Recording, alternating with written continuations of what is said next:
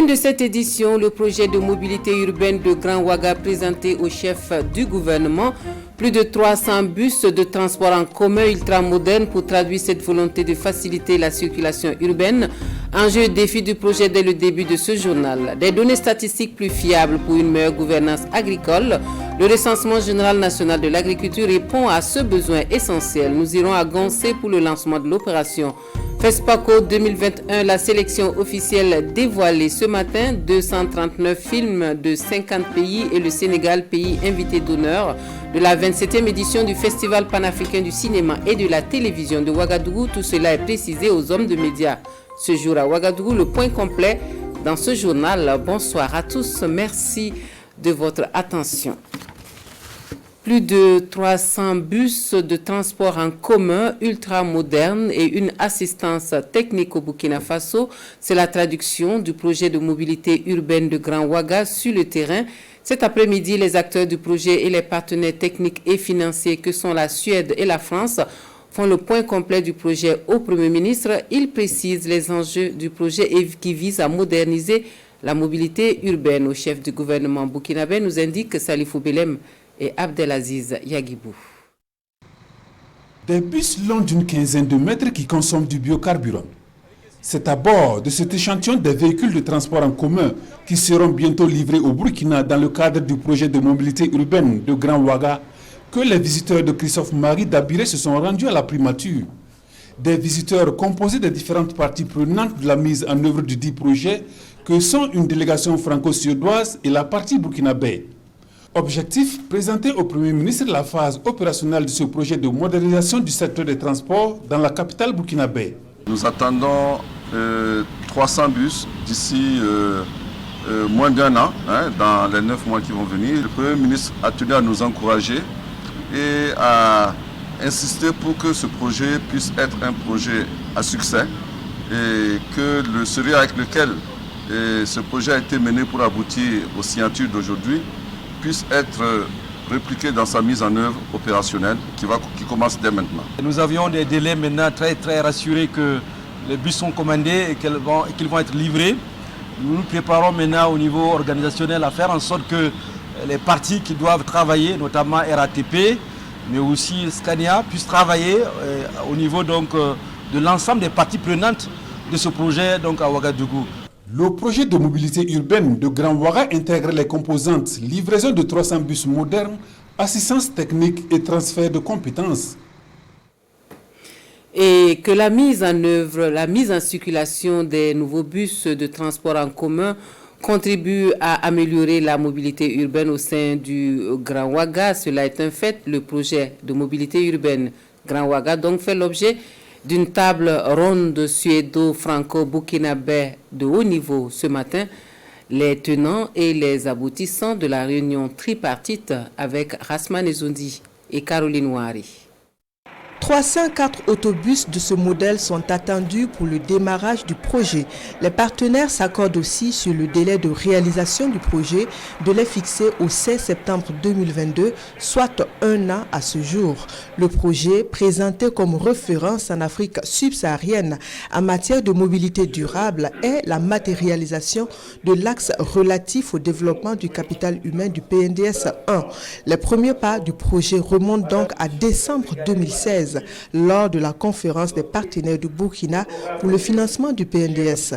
À cette étape de sa réalisation, le gouvernement attend toujours autant de son potentiel pour renforcer les transports, sécuriser la mobilité urbaine à travers la réduction des accidents de la circulation routière et la réduction de la pollution. Au-delà de ce projet, c'était une occasion pour aborder l'ensemble des projets possibles que nos partenaires, qui sont la Suède et la France, pourraient effectivement contribuer à mettre en œuvre sur la base du référentiel de développement de notre pays. La dynamique de développement est enclenchée et la mobilité est quelque chose d'essentiel. Je pense que lors des différentes interventions, vous avez pu voir et déceler à travers l'intervention du ministre en charge de la mobilité urbaine et du maire de Ouagadougou l'importance de ces projets, mais aussi le rôle joué par l'ensemble des différents partenaires. Le groupe suédois Scania et son partenaire français RATP pilotent l'aspect technique et matériel du projet à travers la disponibilisation des bus, la fourniture d'un dépôt de bus et un centre de maintenance. Quant au financement du projet, il est assuré par Crédit Suédois avec un complément de banques françaises et burkinabè. Le coût global du projet est de 64 milliards de francs CFA. On a travaillé ensemble pendant des années maintenant pour arriver ici aujourd'hui. Et donc le projet, ça consiste d'un appui pour travailler pour améliorer la situation routière ici au Grand Ouagadougou. Autour de la table, les partenaires de mise en œuvre du projet se félicitent aussi de la perspective de création de près de 1000 emplois avec une part belle à l'endroit des filles et des femmes. Direction la Kampienga, à l'est, où l'on joue à fond la carte de la sensibilisation sur la cohabitation entre les populations frontalières du Burkina Faso et du Togo. Cela dans le but de préserver un climat de paix et de cohésion entre les communautés. La journée de sensibilisation à Pognoa-Tikinti fait suite à la remise des conclusions des travaux d'identification des bornes frontalières aux deux ministres burkinabè et togolais. L'ambiance du jour est immortalisée par Alidou Badini et Isiaka Nana. La coexistence pacifique, voilà le maître mot prêché ici à cette assemblée. D'un côté, les populations de Pognoa-Tikinti en territoire burkinabè et de l'autre, celles de Pogno en zone togolaise. Les techniciens des deux pays sensibilisent et restituent les conclusions de leurs recherches, des recherches qui ont consisté à l'identification et la reconnaissance des bornes frontières entre le Burkina Faso et le Togo. Les frontières, et ça c'est une affaire d'autonomie, d'indépendance, de souveraineté. Mais les populations qui vivent là-bas doivent toujours vivre en parfaite harmonie de part et d'autre des frontières. Comme venir les encourager à ce qu'ils continuent de vivre ensemble sans tenir compte de cette frontière qui va être réglée, dont les problèmes vont être réglés administrativement et politiquement. Je crois qu'elles ont compris et nous pensons que s'il y a difficulté, c'est souvent entre les États, mais très rarement entre les populations, parce que chacun va à ses occupations librement. Il y en a qui sont au Burkina, qui vont cultiver dans le Togo, des Togolais qui viennent cultiver au Burkina. Et depuis très longtemps, je crois qu'il n'y a pas de problème. L'objectif affiché fait de cet espace frontalier une zone d'intégration et de cohabitation pacifique entre les populations des deux pays. En face, la réception est parfaite. Il accueille cette cérémonie avec beaucoup de joie, beaucoup d'enthousiasme, parce que cela va permettre le retour de la cohésion sociale, de la paix, et éviter que dorénavant les deux communautés se regardent en chaîne de faïence. Pour lui, il estime que c'est une victoire du fait qu'il y avait de velléité de retrait de son village par la partie togolaise. Donc il estime que, étant donné que ce n'est pas le cas, c'est pour lui une satisfaction. Et ce sont des populations réconfortées après ces échanges directs et à bâton rompu. Des populations qui prennent ici l'engagement de toujours cultiver l'union, l'entente et la cohésion entre toutes les communautés vivant le long de la frontière. Et l'autre défi important à relever dans les zones frontalières, c'est la question sécuritaire. Et en cela, l'Organisation mondiale pour la migration et la France apportent leur contribution à travers un projet de renforcement de la sécurité au niveau des frontières du Burkina Faso. L'atelier qui lance le projet consacre son propos à la problématique de la porosité des frontières, nous précisent Issaka Fandou et Maxime Zongo. Avec des frontières difficilement maîtrisables, marquées par des voies de contournement, il était laborieux pour les agents de sécurité d'assumer efficacement leur mission de contrôle. Face à cette situation, le gouvernement du Burkina a initié le programme d'urgence pour le Sahel afin d'apporter une réponse structurelle à l'insécurité dans la région. Par la présente initiative, le système des Nations Unies, à travers l'OIM, vient en appui à ce programme. Nous avons un outil de travail qui est le système Midas, mais le gouvernement doit s'en approprier. Et pour s'en approprier, il faut un travail inclusif. Nous sommes tous autour d'une table pour mener des discussions, voir comment on va adapter au contexte local et aussi donner des recommandations. Avec la double crise et sécuritaire et sanitaire, la situation s'est et beaucoup empiré au niveau donc de cette zone. C'est pour cela donc nous voulons en tout cas traduire toute notre reconnaissance donc à l'ensemble de ses partenaires.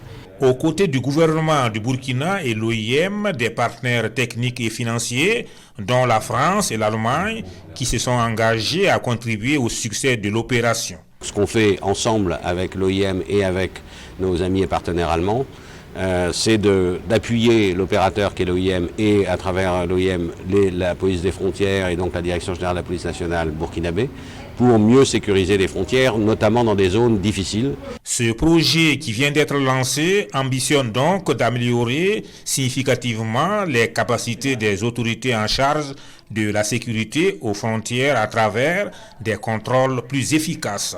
Outre leur dotation en matériel conséquent, ils verront également leur capacité opérationnelle renforcée. Et nous nous intéressons à l'agriculture burkinabé qui connaît d'importantes mutations et la réactualisation des données statistiques s'impose comme une nécessité absolue pour l'amélioration de la gouvernance agricole. Le deuxième recensement national général de l'agriculture qui vient d'être lancé va se dérouler sur 3 ans et concerne tout le territoire national. Le coup d'envoi est donné ce matin à Goncé en présence de Konsoun Koulibaly et Amandine Lalsaga. Il est le tout premier producteur recensé ici à Goncé, un village de Koubri dans la province du Kadiogo. Par ce clic, Seydou Nana est officiellement inscrit sur la liste du deuxième recensement général de l'agriculture. Nous attendons de ce recensement l'amélioration de nos conditions de travail à travers les intrants, la baisse des intrants, les prix des intrants et l'approvisionnement en matériel agricole. Ce deuxième recensement général de l'agriculture coûte à l'État burkinabé plus de 7 milliards de francs CFA. Et pour la mobilisation de ces ressources, l'exécutif peut compter sur ses partenaires techniques et financiers. Cet recensement va permettre de mieux planifier pour mieux répondre aux enjeux, aux besoins du secteur agro-silvopastoral et l'horticulture. L'opération, ici lancée par le gouvernement burkinabé, s'étend sur toute l'étendue du territoire national. Elle compte toucher dans un délai de 3 ans tous les acteurs du développement rural, l'agriculture, l'agroforesterie, l'élevage et la pêche. Aucun producteur au niveau du Burkina Faso sur le terrain ne doit déboucher aucun franc pour ce recensement.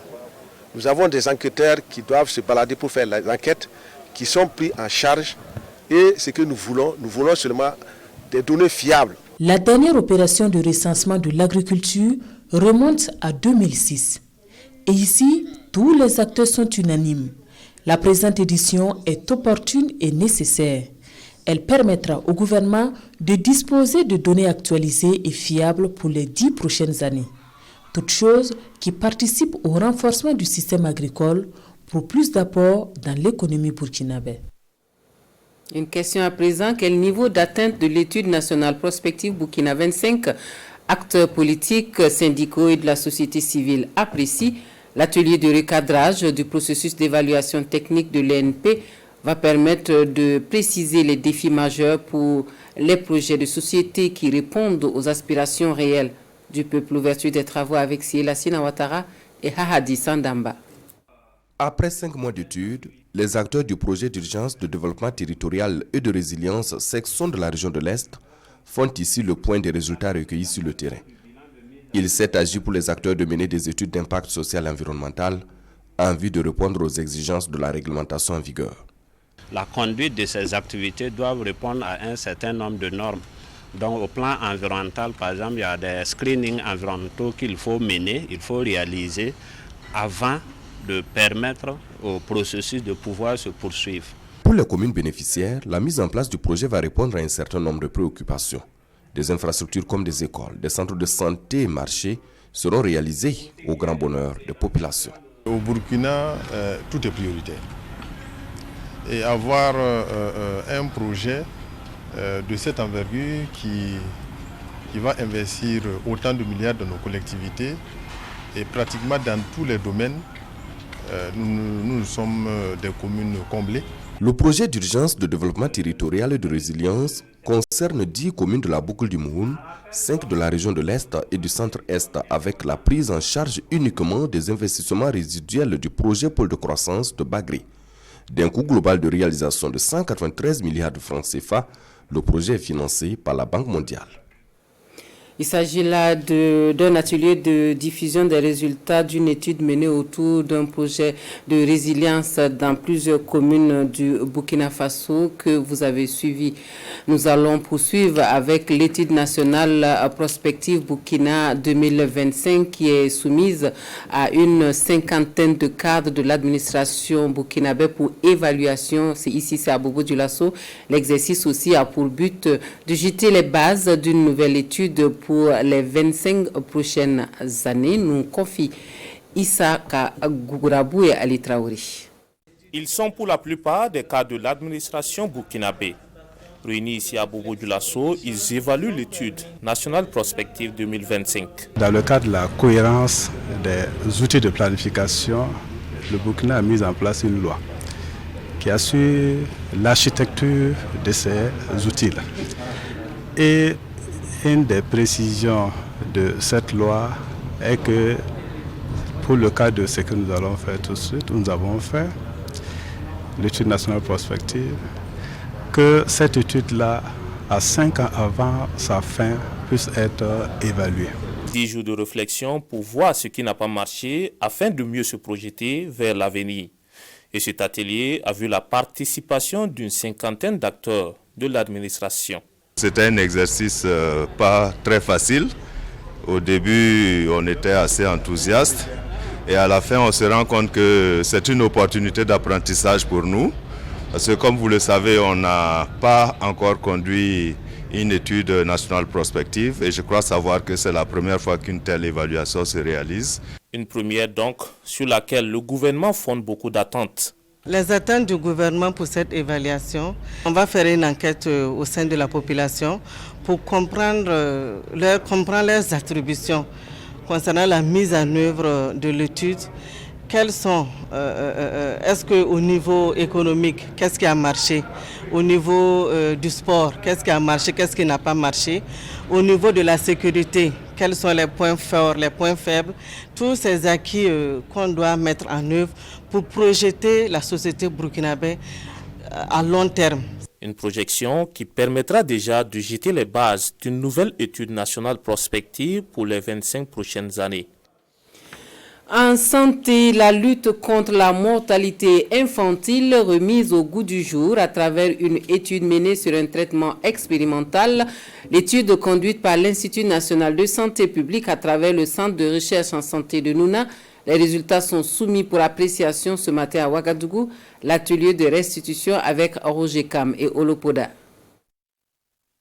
C'est un essai clinique communautaire qui augure de bonnes perspectives en matière de traitement des nouveau-nés avec de l'azithromycine. Cet antibiotique, administré en période néonatale, entraîne une réduction du risque de mortalité infantile. C'est l'Institut national de santé publique, à travers le Centre de recherche en santé de Nouna, qui vient d'établir l'efficacité et l'innocuité de l'azithromycine chez les nouveau-nés dont l'âge varie entre 7 et 27 jours. Nous avons pu enrôler 21 717 enfants qui ont été analysés. C'est un produit qui a démontré une efficacité à réduire la mortalité chez ces enfants-là, qui sont très fragiles. Débutée en avril 2019, l'étude a touché 9 districts sanitaires et 44 CSPS dans les régions du centre de la boucle du Mouhoun, du centre-ouest, des Cascades et des Hauts-Bassins. Les résultats obtenus avec l'accompagnement de l'Université de Californie San Francisco viennent confirmer ceux déjà obtenus au Niger, au Malawi et en Tanzanie. Mais d'autres activités de recherche sont en vue, car il faut, selon les initiateurs de l'étude, aller au-delà de l'échantillon choisi. Il faut aller au-delà de 21 000 enfants parce que tout simplement, notre idée de base pour faire cet échantillonnage, c'était la mortalité dans ce groupe. Alors nous avons vu que sur le terrain, que la mortalité est en fait plus faible que ce que nous avons évalué avant de commencer l'étude. Mais c'est un bon signe parce que ça veut dire que le ministère de la Santé a fait un bon travail. On a atteint nos objectifs, on les a même surpassés. On pensait que cette étude aurait pris beaucoup plus longtemps, mais les équipes ont su trouver les bonnes personnes avec qui collaborer. Ils ont su faire ça de façon efficace et en respectant bien sûr toute la sécurité pour les participants et tout le monde. Donc on est vraiment impressionnés.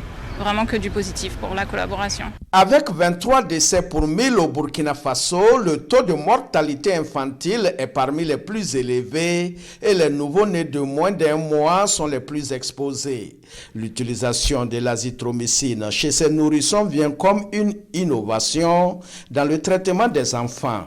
La capitalisation de ces résultats permettra de guider le gouvernement dans son choix en matière de programme de lutte contre la mortalité néonatale et infantile au Burkina Faso.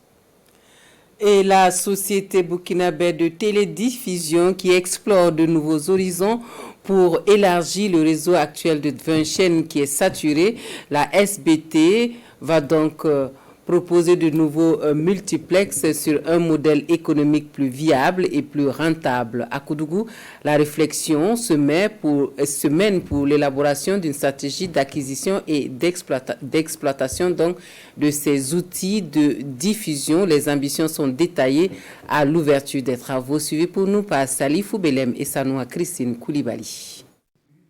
3 jours pour offrir à la SBT, la Société burkinabé de télédiffusion, une stratégie pour l'acquisition, l'installation et l'exploitation de nouveaux multiplexes. C'est la mission de ces participants venus de divers secteurs d'activité.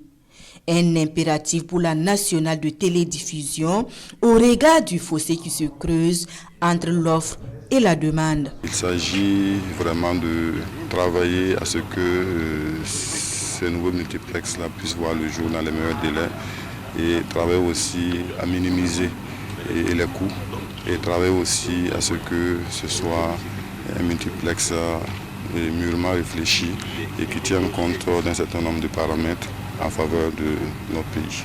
De nouveaux canaux de diffusion, mais aussi un nouveau modèle économique. Il faut définir un modèle à même d'assurer à la SBT sa viabilité et sa rentabilité. Le modèle économique qui a accompagné le premier multiplex s'est avéré ne pas être le bon. Aujourd'hui, il faut forcément réfléchir pour voir comment on va travailler donc à la survie de l'entreprise. Donc ça nous oblige à réfléchir à nouveau, à identifier donc de nouveaux modèles, voilà, de nouveaux multiplex, de nouveaux modèles économiques, à définir d'ailleurs aussi leur architecture et le choix technologique qui doit accompagner la mise en place donc, de ces nouveaux multiplex. Le multiplex, comme je l'ai dit tantôt, eh bien, nécessite des équipements en amont et en aval. Donc c'est un investissement, et un investissement lourd. Comment faire en sorte pour que justement on puisse déjà penser l'infrastructure, donc les équipements à mettre en place et voir derrière quel est le mécanisme de financement qui puisse être adapté à cette façon de faire. Dans le nouveau dispositif en gestation, il n'est donc pas exclu que la SBT s'ouvre à des chaînes à vocation internationale. Et le pasteur Job Dao, à nouveau président du comité exécutif national des églises et alliances chrétiennes du Burkina Faso, après un premier passage à la tête de la structure de 2005 à 2013. La mission à lui confiée conduit ce comité chargé d'orienter les politiques nationales de l'église. La cérémonie d'installation ponctuée de prières et d'adoration le 4 septembre dernier à Bobo-Dioulasso, images et commentaires signés Maneka Hien et Adama Julien Dambélé.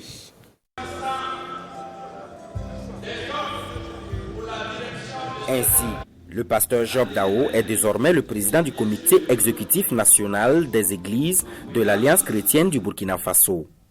Choisi parmi ses pairs à l'issue d'une élection, il est installé officiellement ici par une délégation spéciale de la Fédération des églises et missions évangéliques pour un mandat de 4 ans.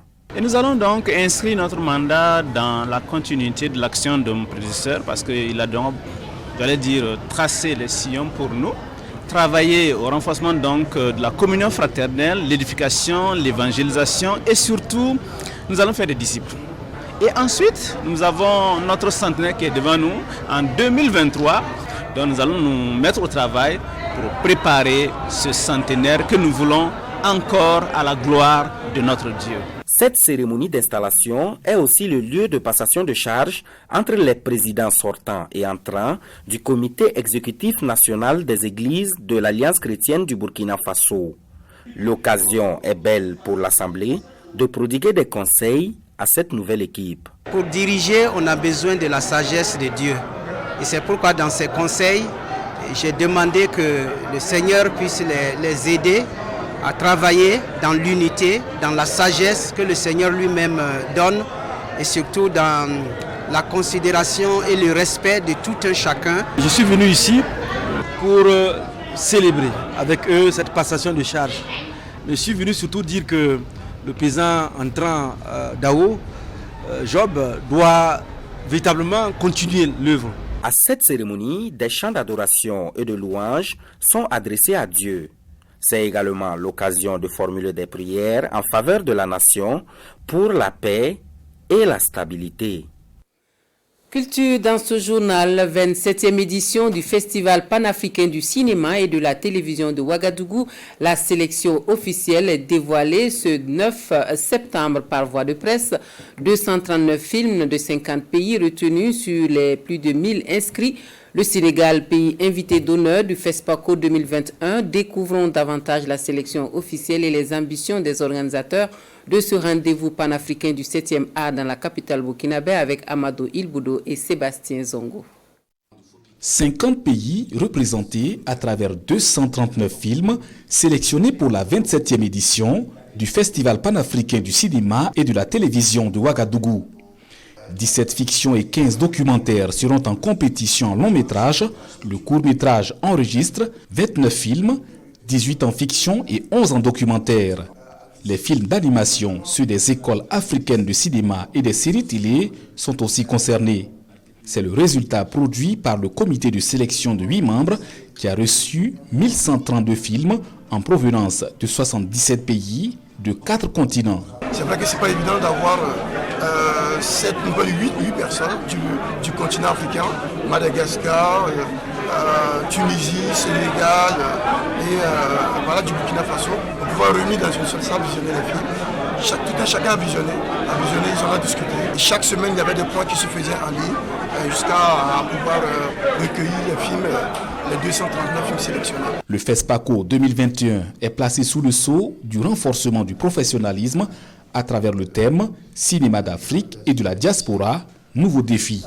La présente conférence de dévoilement de la sélection officielle du FESPACO 2021 me donne l'occasion de saluer, au nom du gouvernement burkinabé, le travail des cinéastes africains et de la diaspora qui ont réussi la prouesse de faire du FESPACO une réussite africaine malgré un contexte national et international difficile, marqué depuis plusieurs décennies par des crises et des défis multiples et divers. Le gouvernement prendra toutes les dispositions sécuritaires et sanitaires pour un bon déroulement de la 27e édition de la Biennale. C'est un très grand honneur que le Burkina fait au Sénégal, mais en même temps, cela ne fait qu'illustrer la fermeté des liens qui unissent nos deux peuples et surtout la collaboration entre nos deux cinématographies. La 27e édition du FESPACO est prévue du 16 au 23 octobre 2021. Une minute d'applaudissement a été observée à la mémoire du journaliste et producteur camerounais Amobé Meveke, décédé ce 8 septembre 2021. Et le Festival des musiques urbaines d'Anoumambo, qui déroule depuis hier le programme de sa 13e édition à Abidjan. 13 pays représentés par 20 artistes, dont Kofi Olomide, VG Dream ou encore Flobi, le FUMIA, sous le signe de la vaccination contre le Covid-19, les temps forts de l'ouverture avec Amadou Marcel To. Défi relevé pour le groupe Magic System, promoteur du FUMIA. Après plusieurs reports dus à la crise sanitaire, la 13e édition du Festival des musiques urbaines d'Anoumambo s'annonce comme celle de la relance. Je dirais enfin le FEMUA 13. Oui, le FEMUA 13. Cette édition, nous l'avons entendu. À l'image du FEMUA, c'est toute la culture qui avait été impactée par cette pandémie. Aujourd'hui, nous avons le plaisir de relancer ce FEMUA qui, pour moi, caractérisera la reprise des actions culturelles, surtout du secteur de la musique en Côte d'Ivoire. De la tradition au modernisme au plan musical, le FEMUA reste fidèle à son volet social, éducatif, scientifique et sportif. Placé sous le signe du brassage culturel Afrique-Europe, l'accent est mis cette année sur la lutte contre le Covid-19. Ces festivals veulent montrer l'exemple. Ce n'est pas seulement le protocole sanitaire qui a été mis en place, c'est aussi l'engagement des artistes qui d'ailleurs sont là, qui veulent eux-mêmes sensibiliser le public, qui est essentiellement composé de jeunes, à l'importance de se protéger et surtout aussi de se faire vacciner. Et donc, le FEMUA 13, c'est le premier festival en Afrique qui offrira la possibilité de se faire vacciner sur place. Avec un plateau artistique étoffé, 20 artistes de 13 pays seront du rendez-vous d'Abidjan et de Grand Bassam. Après le Burkina Faso comme premier pays invité d'honneur à ce festival, c'était en 2019, c'est au tour du Sénégal d'être honoré à cette 13e édition du FEMUA. Néanmoins, la musique burkinabé va retentir ici à Marcory, précisément sur cette scène, grâce à Flobi, l'ambassadeur de la musique burkinabé à ce présent festival. À présent, des nouvelles de notre champion Hugues Fabrice Zango pour refermer ce journal. Hugues Fabrice Zango qui s'empare donc de la médaille d'argent ce jeudi à l'occasion de la finale de la Diamond League. Le Burkinabé a réalisé un bond de 17,20 mètres. Le Portugais Picardo reste le maître du triple saut mondial avec un bond de 17,70 mètres. La médaille de bronze revient à l'Algérien Triki Yasser Mohamed avec un bond de 17,3 mètres. C'est donc la fin de ce journal. Merci de nous avoir suivis. Sekou Zongo vous retrouve à 23h pour la dernière version de l'actualité sur la télévision de Burkina. Excellente soirée à tous.